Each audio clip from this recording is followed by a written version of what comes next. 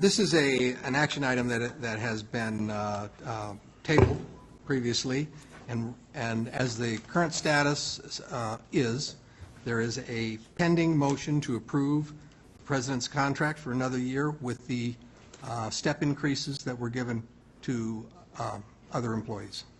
That's the pending motion. All right, all those in favor of the motion, please say aye. Aye. Aye. All those opposed, please say nay. Nay. Nay. Chair votes nay. The motion is defeated 3-2. Chair Banducci, Trustee Barnes. I have a motion to, I'd like to place a motion to immediately execute Section 9.3 of the President's contract to terminate the contract of the President without cause, and that Mark Lyons to execute 9.1 by the end of business day, Thursday, tomorrow, September 23rd. Do I have a second? I'll second that motion. I have a second. Discussion? Discussion or comments? Yes. This is a very divisive issue. Obviously, the whole community's watched this issue. It feels incredibly disrespectful to President McClellan. There is no reason not to renew the contract. There's no reason for a motion like this. At the last meeting, I read into the record all the wonderful accomplishments of Dr. McClellan, the last 5 years on this campus, what he's done for this community. Numerous stakeholders in the community have come forward and expressed how appreciative they are of Dr. McClellan. Staff, faculty has made it clear they're the boots on the ground here on this campus, and they find great value in the leadership of Dr. McClellan, as do I. I think that this is a train wreck for the rest of the trustees, that we have personal liability that you're bringing upon us with this motion. It doesn't make any sense at all to remove this president, and I completely disagree. I would ask you to really think about what you're taking on. We don't have to do this. We can move forward, work together, try to form a team. We do not have to do something like this that could be so reckless to this institution and our community. Any other comments or questions? Trustee Howard. You know, this is one of those situations where there's an awful lot that I'd like to say, and I know it's useless to say it. But I think some of it has to be said. I see no reasons for this president to be dismissed. Faculty and staff have indicated their support on several occasions now. The NIC Foundation recently, unanimously, of those present, voted to support the president. There have been no complaints from community leaders or anyone that I know of connected with the operation of this college that has complained about the operation of this college in terms of its being led by this president. When we're voting on a president, we're voting on somebody who is supposed to be operating this institution and trying to develop the best use of the institution through the assets that we have. And everything that we've heard about this president is that he's done that. We see no reason for us to say we should just dismiss him without cause. The fact that there are personality differences is not a reason to dismiss the president. The president's job is to run this institution, and he doesn't have to run it so that everybody likes him. He has to run it so he's doing a good job. And everything that I've heard, quite frankly, in the remarks that we've been tabulating, I mean, we've had a lot of remarks on this from people. And the remarks, quite frankly, I've got them copied here, run better than 2-to-1 in favor of supporting him. And the ones that are against him don't give any real reasons. There seems to be some kind of a political purpose involved in this attempt or this movement to dismiss him. I find that unsettling. I find it unsettling because NIC should not be about politics. It should be about education. And yet I find this whole process is turning into a political issue over and over and over again. And this president is a casualty of that process. And it is not to the benefit of this organization. This will not end tonight. Once this president is dismissed, and the votes are here to do it, we now have to find another president. And we have to find an interim leader, because you can't find another president instantaneously. In the past, we've involved the community with community consultation, had the community members interview prospective candidates. We've had a national search to try and find the best leadership we can for this organization. All that takes time, and all that is an expensive process. We have in the past hired consultants to help us look for qualified individuals across the country. It is a huge expense, in addition to the fact that now is not really a good time to look for leadership from other institutions, because they just started their commitment in a new school year and they're not going to be ready to back away. We've been told in the past that December and January is the best time to look for qualified candidates in a national search. There's a lot of considerations that are going to have to be addressed, just simply because somebody doesn't like somebody, not because somebody hasn't done a good job. I've heard nothing to support any contention that he hasn't done a good job in leading this institution. I am really distressed. It makes me sick to see us going through this kind of controversy. I find this unsettling because I know the effect that it's having on the faculty and staff and the institution and the people who love this institution. There is so much discourse, adverse discourse going on, and this dismissal of the president is just the most recent episode of that. I am adamantly opposed to dismissing this president. I think he's done a great job.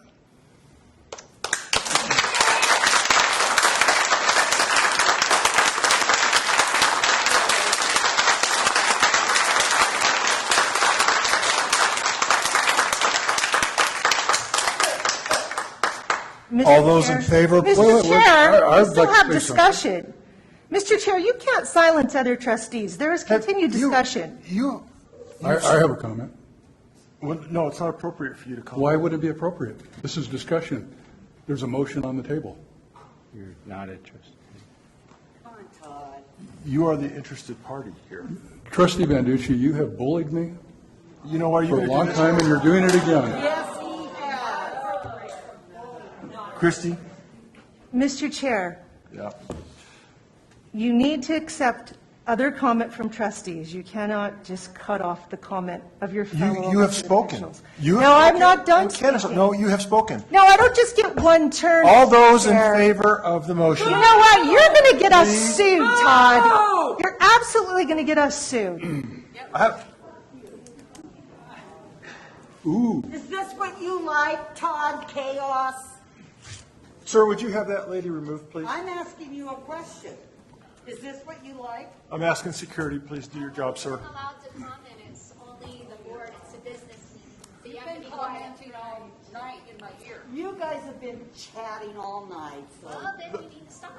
May I make a point of inquiry to our attorney? I just want to go, since I'm getting kicked out. I think you are the most inept bully, right up there with Trump. And you have ruined a great institution. Mr. Chair, I had a question of our legal counsel. Question from Mr. Lyons. Mr. Lyon, can you hear me? I can hear you, yes. Mr. Lyon, can you explain our obligation financially to pay off the end of the contract for this president? And then then I would like to hear from Chris Martin where we will find the funds for that.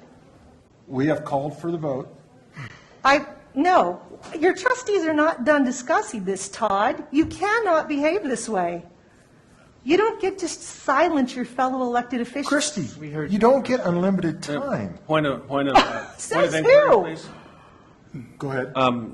We try to run a meeting in accordance with Robert's rules, although it's not hard and fast, but we need some guidelines.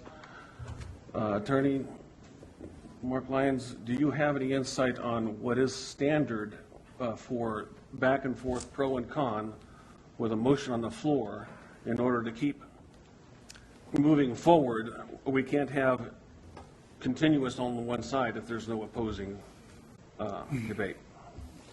Typically, when you have a motion and a second, you have a discussion period among the board members, so they have discussion. The discussion is to be moderated typically by the board chair, giving equal time, generally as a guideline. That would be normal protocol.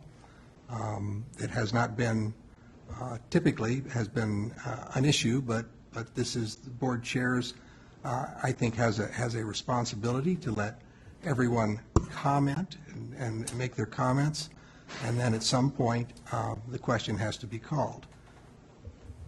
Mr. Chairman, Go ahead. Trustee Barnes. I suggest you give them one more round of comments, and if there's no opposing comments, I would call for the question, sir.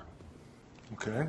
Only two people that have spoke are Trustee Howard and Trustee Wood. Well, they feel particularly compelled to need to speak, so I suggest give them another. Okay. Well, this is just surreal that you'd even take a vote on whether I could speak. I'm a fellow elected official. Let's not take a vote. Mr. Lyon, could you answer the question, what will the cost be to the institution for the removal of this president tonight? And then, Mr. Martin, what funds will that come out of? We haven't budgeted anything of the kind for this. So, Mr. Lyon, if you could answer first. Mr. Chairman, Trustee Wood, under the contract with the president, should the board elect to terminate the president's contract without cause, the college agrees to pay the president 12 months of salary and benefits for the remainder of the term of the contract, or either 12 months of salary and benefits or the remainder of the term of the contract, whichever is less. If this happens tonight, it would be 12 months salary and benefits. And the board option, there's an option to have the amounts owed as salary and benefits paid according to the same schedule as previously paid. And what's that approximate number, Mr. Lyon? Well, right now, the current president's salary is $222,000 and change for 12 months. Benefits on top of that, and I have not done a calculation of what the benefit effect is. So the taxpayers tonight will just write a check for over $222,000. Mr. Martin, where would those funds come from? Chair Banducci, Mr. Martin. Trustee Wood, at this time, we have the president's salary budgeted through June 30th of this year. Beyond that, we would seek board approval to use fund balance. Thank you. So essentially the taxpayers. Thank you.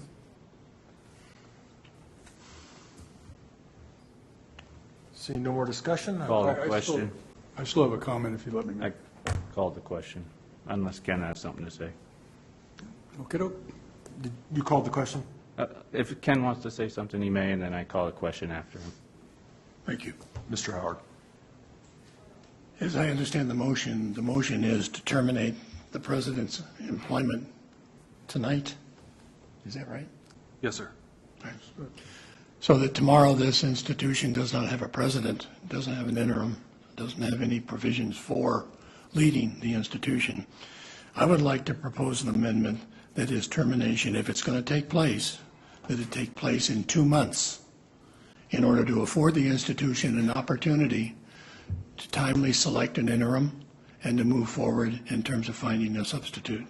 To do it immediately, quite frankly, leaves this institution essentially leaderless we've got some excellent staff here, and I'm sure we're going to be able to find some interim assistance, whether it's internally or externally. But it should take some time and consideration, and it shouldn't be something that's done so quickly simply because you want to get rid of them. All right, I have a motion. I call the question. Wait a minute, there's a motion. Great. Oh, Um, does I- it have a second? And I will second that for discussion. So the discussion would be. Amendment and a second. The discussion would be, Mr. Chair, that I think that's probably the most responsible thing to do, but we have to take into account what Dr. McLennan has been through this last 10 months with this board, and I don't know that he would have the appetite to endure any more of it.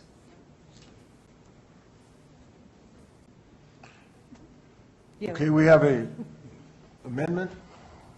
We have a second to that amendment. Is there any other comment or question on the amendment? All right, we'll take a vote on the amendment. All those in favor of the amendment, vote aye. Aye. Aye. All those opposed, vote nay. Nay. Nay. Chair votes nay. The amendment is defeated, 3-2. Back to the original motion. All those in favor, vote aye. Wait, point of order, just, the motion is to execute 9.3 with. We're back to Trustee Barnes' original motion. Aye. All those in favor of Trustee Barnes' original motion, please say aye. Aye. All those opposed, please say nay. Nay. Chair votes aye. Motion is passed 3-2. We will take a 10-minute recess and reconvene at 8:20.